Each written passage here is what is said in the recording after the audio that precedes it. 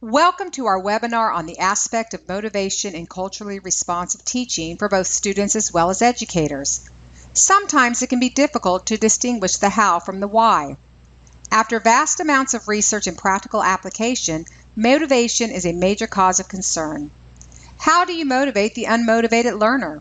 What role does culture play in motivation? How does diversity change motivation? We no longer live in a one-size-fits-all world for motivation. Today's webinar will be looking at both how motivation can improve student performance and why motivation matters to students and teachers.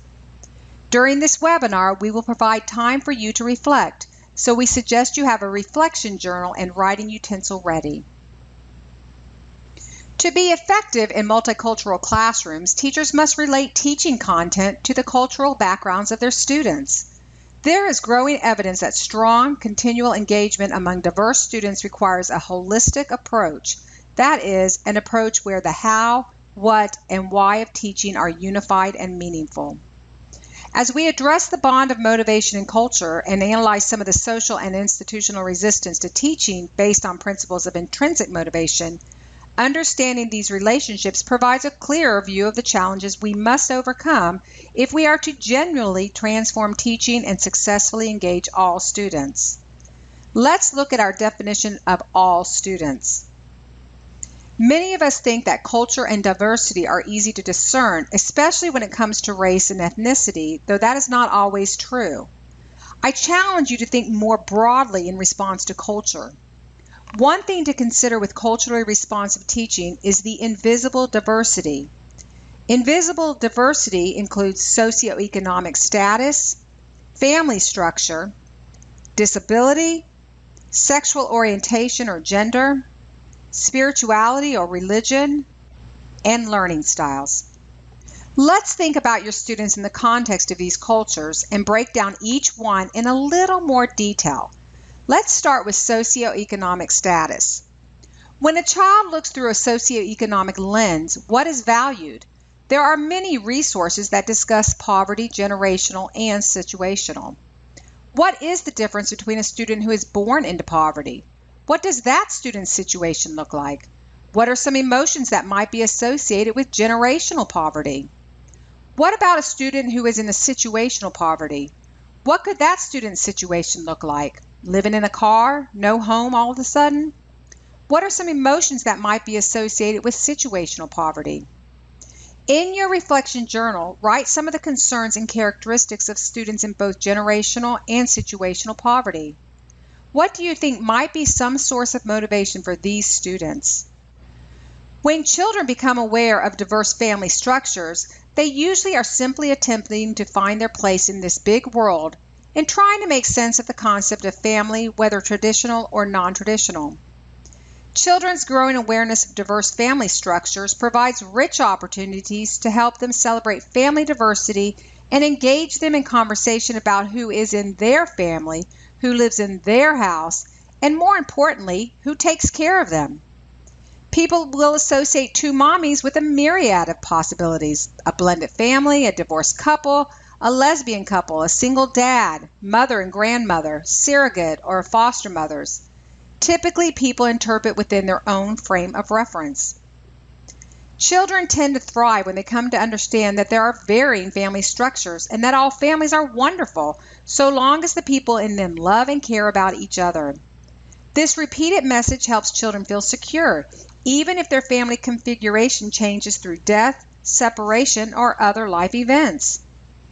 In your reflection journal, write some of the concerns and characteristics of students in diverse family structures. What do you think might be some source of motivation for these students? Students with disabilities may have both visible and invisible diversity.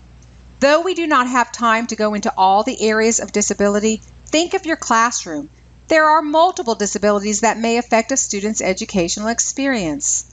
Some common examples might be ADD or ADHD, emotional or behavioral disorders, aphasia or dysphagia, fetal alcohol syndrome, apraxia, dyspraxia, Fragile X, auditory processing, hearing impaired, autism or Asperger's, learning disabilities, cystic fibrosis, cerebral palsy, neurological disabilities, developmental delays, seizure disorders, Down syndrome, dyslexia, and visual impairment. People with disabilities from culturally diverse backgrounds experience twice the discrimination experienced by non-disabled people in the minority community. Both disability and race complicate the situation. Educational opportunities are less available and affordable to individuals with disabilities from culturally diverse backgrounds. Inadequate transportation and housing in disadvantaged communities intensify the employment barriers for minority people with disabilities. There's also a lack of mentors and role models for minority individuals with disabilities in the workplace.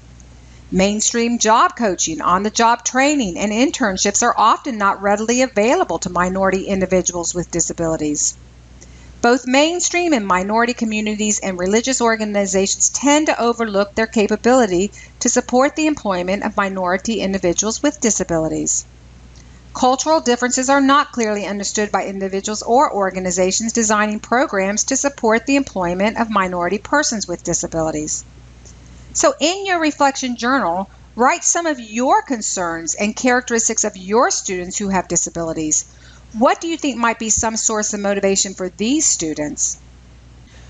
One other issue of diversity is sexual orientation and gender identity, LGBTQ. Here are some tips to encourage equality in schools. Educate yourselves about facts versus myths surrounding LGBTQ persons, especially the facts related to health and safety of your students. Find ways to support your LGBTQ students and colleagues. Prevent bullying and harassment of LGBTQ students and colleagues through programs, training, and events. Advocate for staff development on LGBTQ issues, diversity, safe schools, and social justice in your school. Establish policies, rights, benefits, and protections that support LGBTQ students and employees. And partner with parents, guardians, and community organizations to address LGBTQ issues in schools or in the community. In your reflection journal, write some of the concerns and characteristics of students who are LGBTQ. What do you think might be some source of motivation for these students? Spirituality and religion can greatly shape diversity, though sometimes few outward signs are given. America is very diverse in religions, even back to its origins. Many of us are hesitant to address religion or spirituality because of the separation of church and state. However, do not discount the strength of conviction some will have in these beliefs.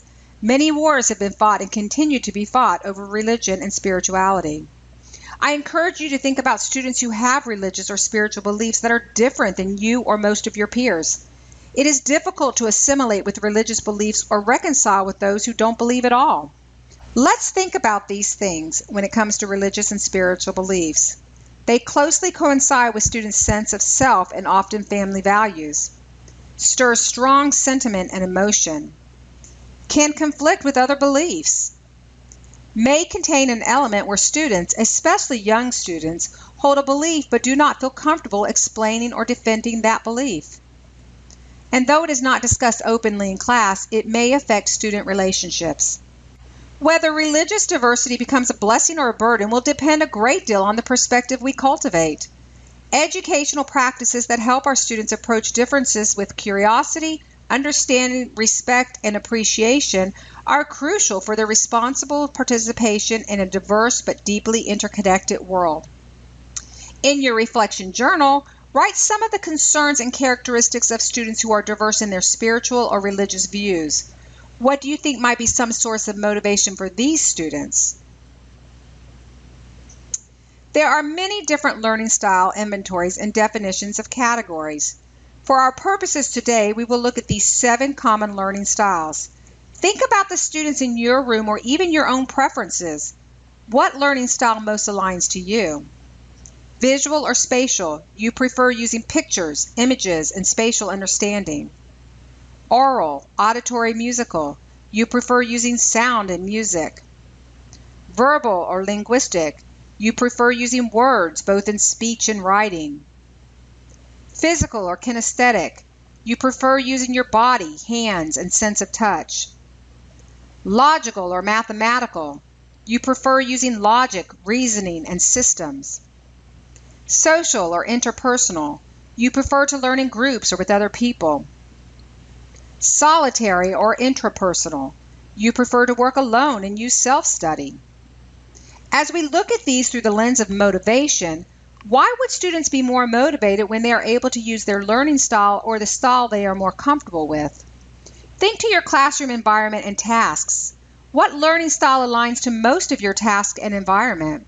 What learning styles are rarely addressed? How could you possibly integrate other learning styles to ensure all students' needs are met in some way? So the previous slides explain invisible diversity, but we also need to address diversity that is visible, be it race, culture, religion, even stereotypes of male or female that affects teaching and learning. One way to show the difference in race and ethnicity is, for example, Community Unit School District 200 has 14,000 Caucasian students, yet students served by district's ELL program speak more than 35 languages. Just because a person is the same race, their ethnicity is not necessarily the same. Here's another example.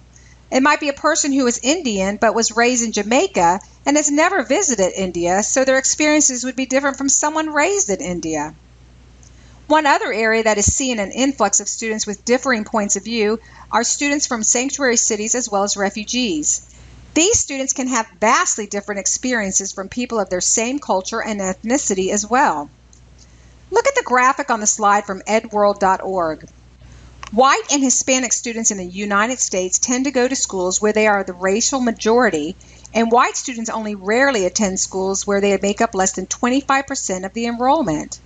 By contrast, Asian students are usually in the minority in schools.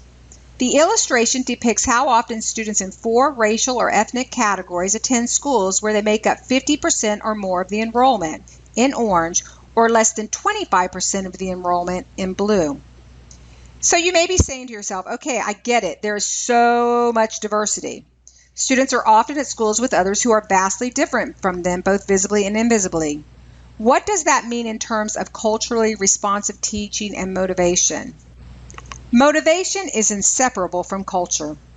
Engagement is the visible outcome of motivation, the natural capacity to direct energy in the pursuit of our goal.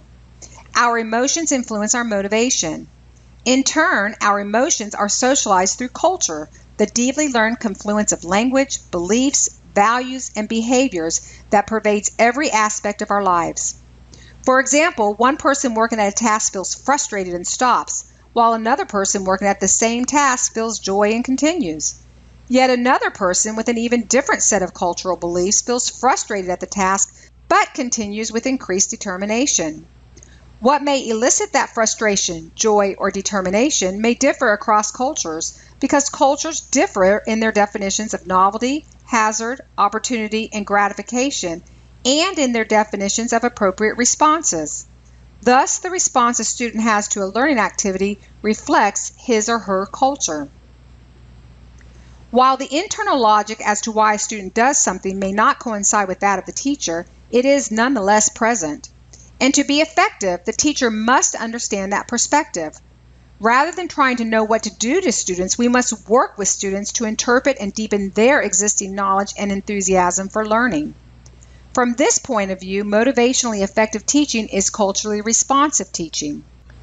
Most educators with whom we have worked would agree that there is a strong relationship between culture and motivation, and that it only makes sense to understand a student's perspective.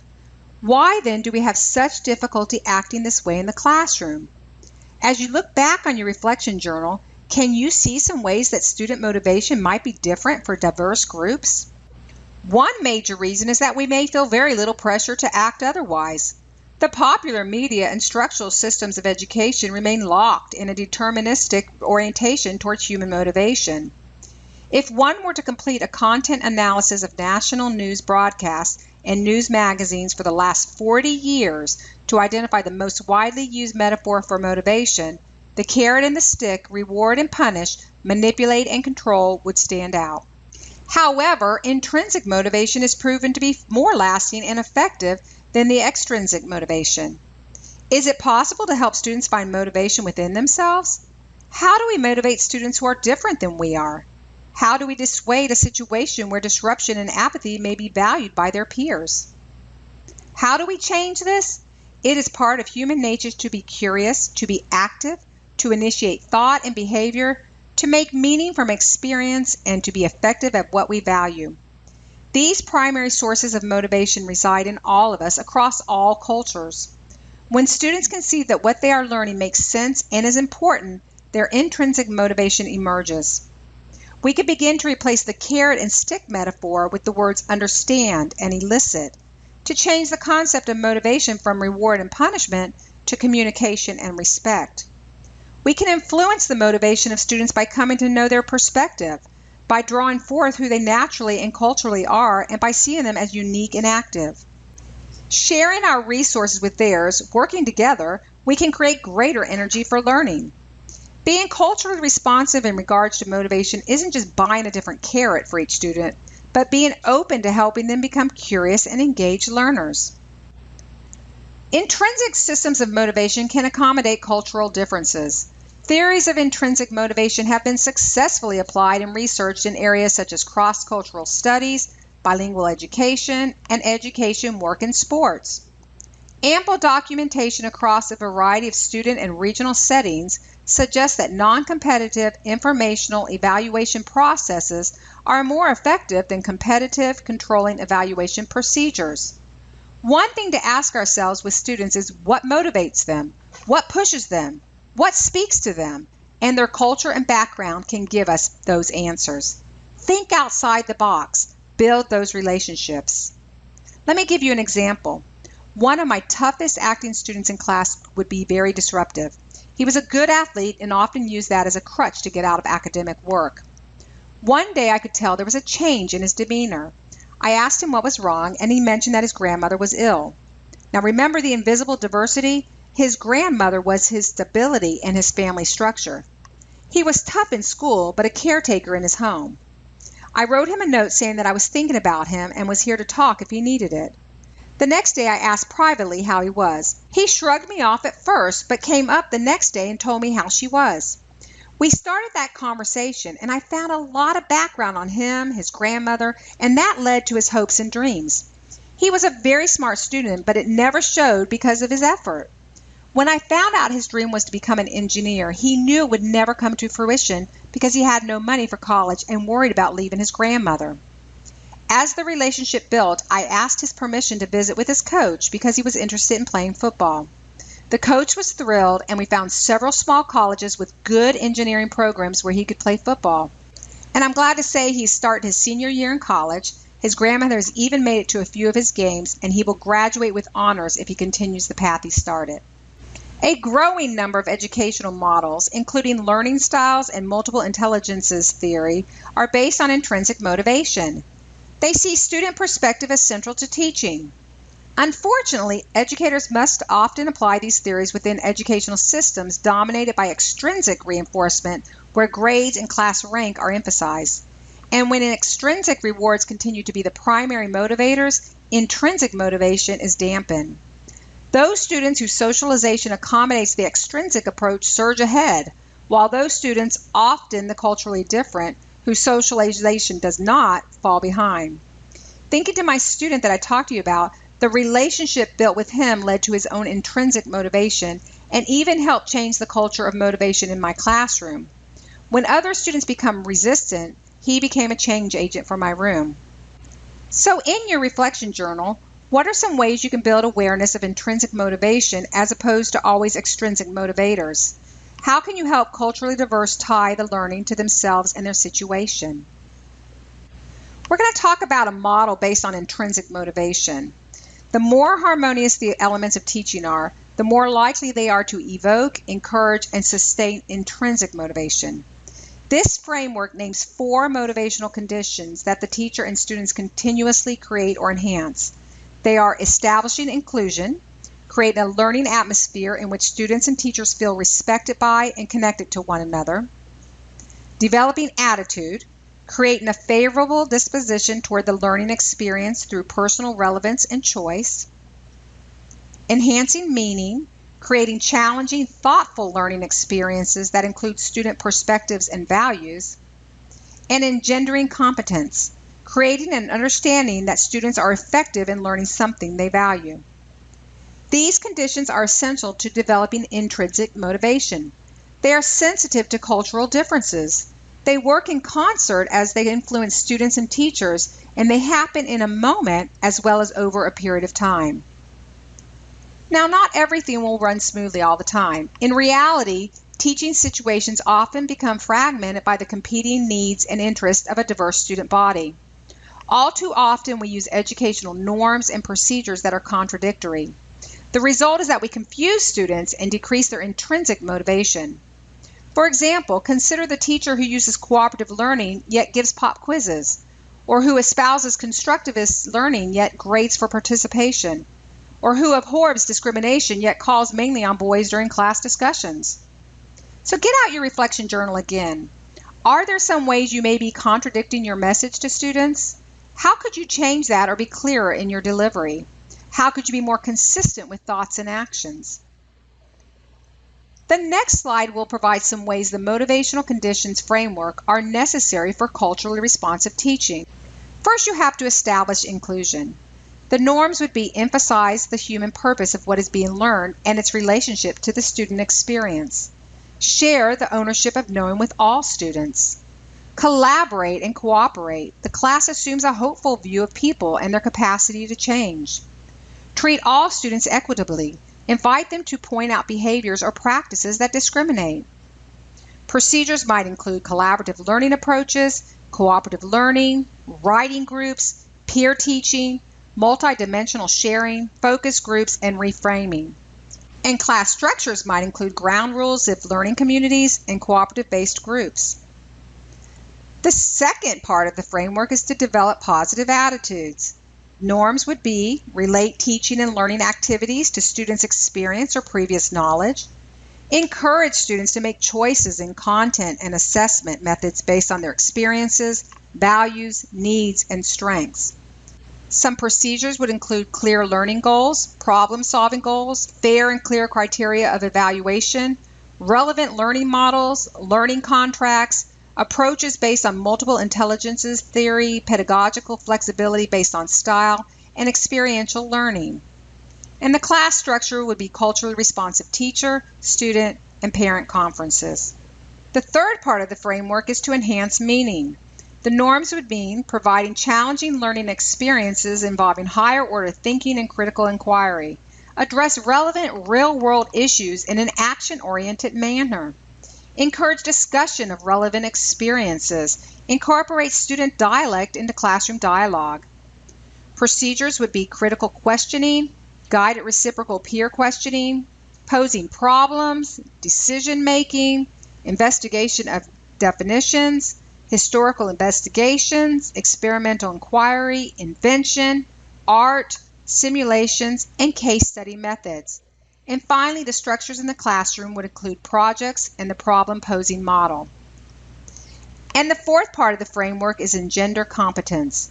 Norms include connect the assessment process to the student's world, frame of reference, and values. Include multiple ways to represent knowledge and skills and allow for attainment of outcomes at different points in time.